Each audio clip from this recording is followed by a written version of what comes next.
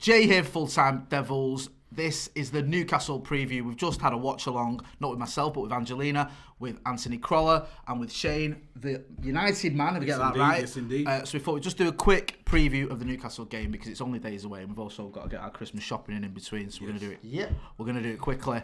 And I'll start with you. Yes. Normally, Newcastle at home, you'd think, yeah, all right, fancy this one. We don't know at the minute. We've just lost to Watford, and we just can't seem to beat the teams that are lower down the table.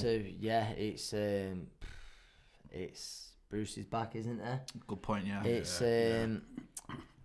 It's hard, isn't it? It's hard. I mean, listen, it's a game we should be winning at home to Newcastle, end of, but you don't know anymore. It will be interesting to see if Pogba starts.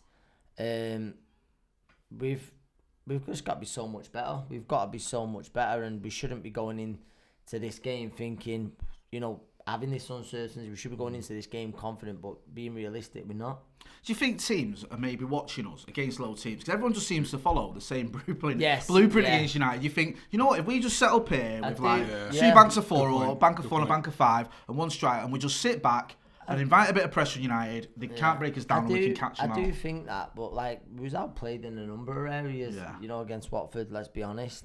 It was, but yeah, we do seem to have that success when teams come for us.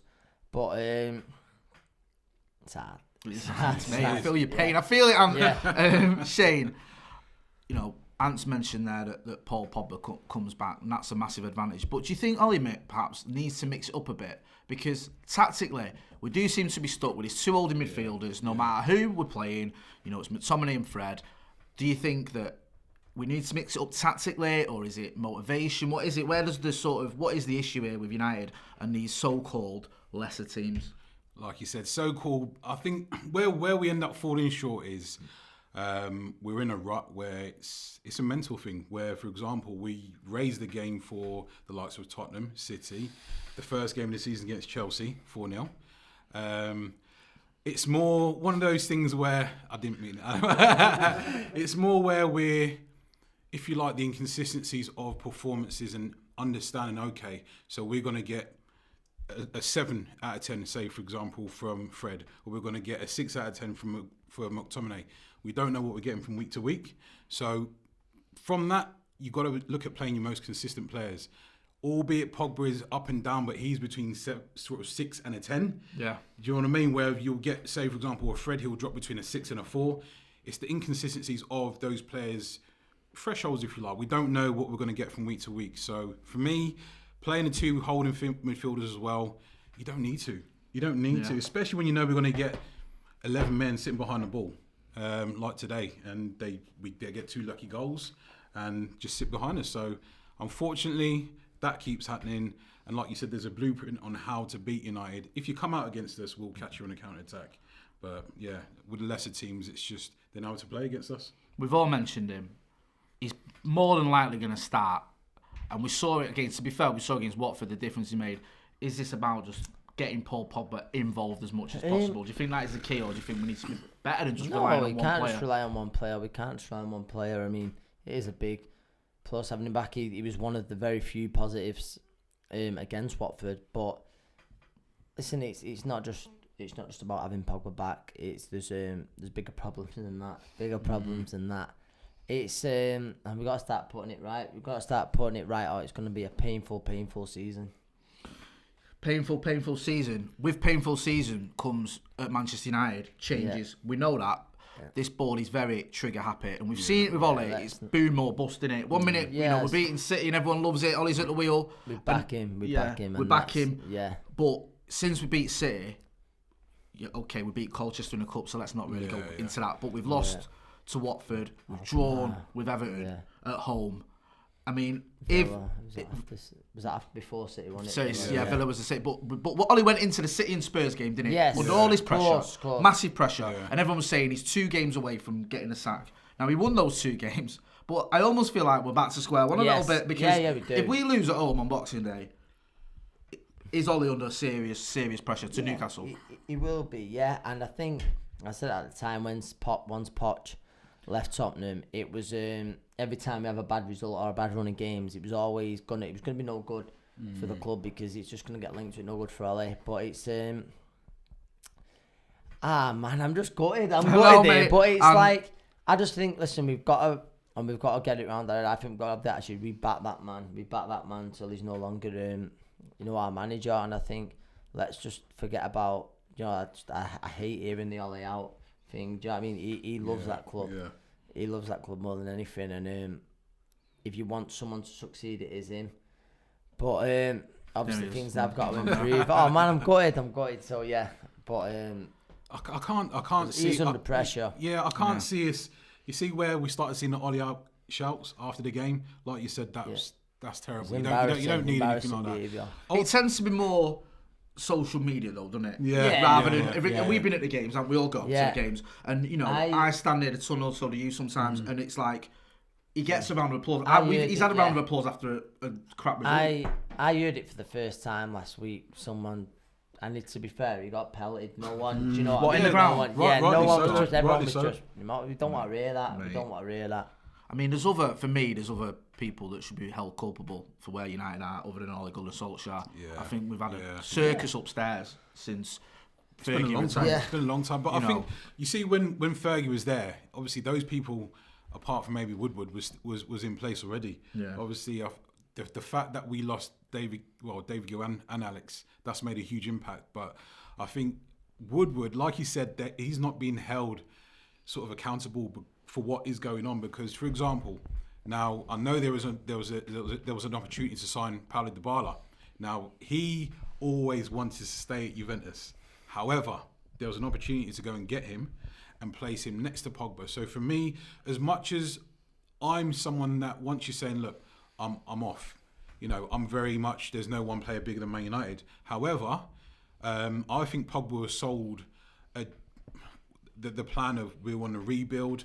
But who have we brought in alongside Paul Pogba to actually say, right, yeah, we're re-establishing ourselves as a big player? Pogba's the only one that we brought in of absolute quality. Obviously, Ibrahimovic came in as well. But since then, who have we brought in to say, Pogba, there you go. There's your Robin to your Batman, your A to your B. There's not really been anyone where we said, right, go on now, go and kick on. You can't complain anymore. He's been there essentially on his own with average players when they're playing their best. Marcus Rashford's trying to do his thing now, but again, it's we've got such a young core as well. You need some stability through experience as well. I feel a bit of experience. I agree with what you're saying there, almost completely. Zlatan-like character. Yeah, I mean, most of our signings have been sort of, your Eric Bailly's, your Victor Lindelofs, your Henrik Mkhitaryan's, the sort of the good. They're not maybe at the top end. Yeah. You can maybe argue that Romelu Lukaku and Harry Maguire were very good signings, big money signings at least, regardless of whether you think they're the top quality wise, but they were world sort of record transfers, or roughly a record transfer fee for a defender and one of the biggest fees ever paid for a Premier League player.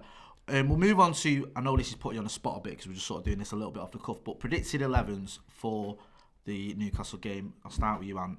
Who do you think is going to start for United? I think Pogba starts. If you start from the back to make it easy for you, David De Gea in goal. Yep. Left back. Are you going 4-3-3? What's your formation? Yes, 4-3-3. Sure. Keep the centre. I think we keep it pretty much the same, to be honest. I mean, like I say, Brandon Williams has been impressive, but I think Shaw. Yep.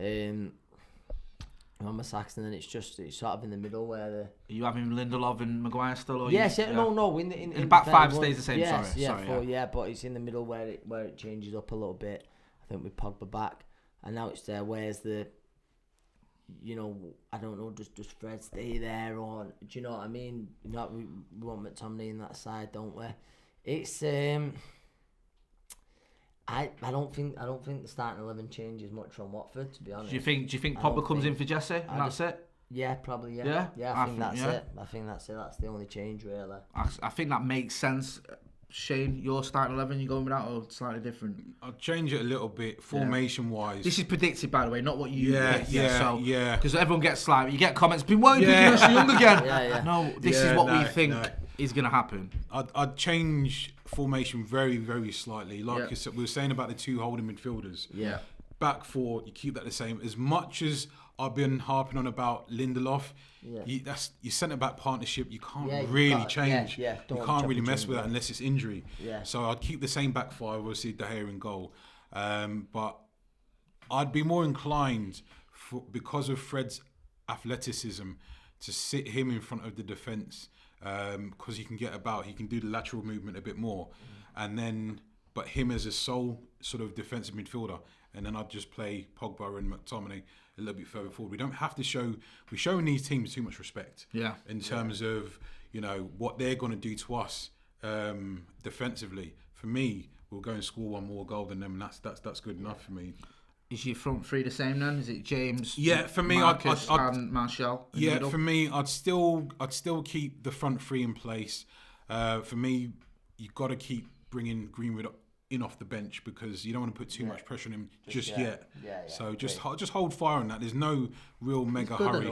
He's good enough, isn't he? But just hold fire on that. Like I said, don't show too much respect to these teams, which is what we're doing ultimately, and that's why I think we're getting found out with silly little goals and opportunities, because today it's a mistake and a penalty. So I agree with both of you what you're saying. I think for starters, I do think Pogba starts. I don't think that's any. If he's fit, he starts, and he's obviously played enough in Watford to show us he's fit. I do think he'll change at left back. He keeps changing at left back. I do see Brandon Williams coming in. So my only change would be Brandon Williams at left back and Pogba in for Jesse from the Watford team. Yeah. Those are the only. Oh, do you know what as well? I'm going to put Axel in instead of Lindelof. I'm just going to go with that. You change it. Yeah. I'm going to go mix it up a bit. Ideally, yeah. Yeah. I don't think he'll change the centre back. Ideally, I'd love to see Tuanzebe becoming, but I just feel like Ollie's kind of from that school where your centre back pairing has to play together consistently, because Axel, he's getting opportunities with Maguire. So that tells me that Ollie's thinking. Well, he got Colchester he played, didn't he? Yes. Against with Maguire. Which surprised a lot of people. And Europa League is playing as well with Maguire. He's not taking Maguire out. He's pairing him next to Maguire, isn't he? So maybe further down the line, we'll see. Anyway, I'd love that to happen. I'd love it to happen. He had a great season at Villa last season, and we're all massive Axel Tuanzebe fans here. I think it's a case of sort of when, not if, he gets a real run in the side. And a little quick one on Newcastle, the opposition. They beat us last time at St James's, didn't they? Do you think, you mentioned Steve Bruce as well, do you think we need to show them maybe a little bit more respect than we have done in the past, where we think it's on Newcastle? No, at the same time, I don't think the respect. We were just saying it before, weren't we, Shane? That we're showing too much respect, I think. I think we've got to be pretty ruthless, and we've got to start fast. We've got to look to be starting against Newcastle the way we did against City. Do you know, I don't need to keep going back to that. It's almost like a blueprint, though, isn't it? Yeah, actually performance of the season almost. I just think, without a doubt, and I just think, we've got to start a lot more positive and, you know what I mean, go out there and attack, sort of make them feel under pressure. Yeah. Do you see anyone in that Newcastle team? I mean, last time it was Matty Longstaff, who, I'm going to be honest with you, I'll be honest with you, I didn't even know there was two Longstaffs until that game. I knew about Sean Longstaff. I thought it was a typo. I was like, why is he typed it in twice? And I was like, oh no, it's his brother. And then I found out about him when he scored the winner. Is there anyone in the Newcastle team that you worry about? Shelby. Yeah.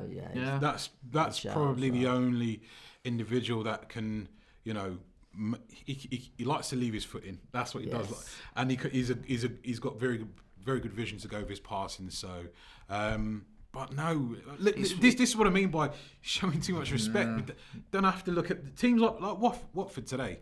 Like the first 20-25 minutes, you're looking at them thinking they don't really want it. We've given them opportunities. You know what I mean? We let them warm into it. I think the mistake by De Gea just gave them such a lifeline and an infusion of confidence as well.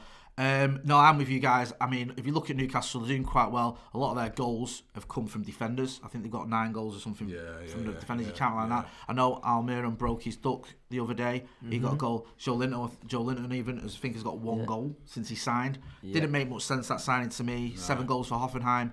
Is he really a Premier League striker? I'm not so sure. But Andy Carroll's gone back there, and he's always a handful, and he's someone. Do you know what? They're good aerial. They've got an aerial threat about them, which worries me. Being a set piece.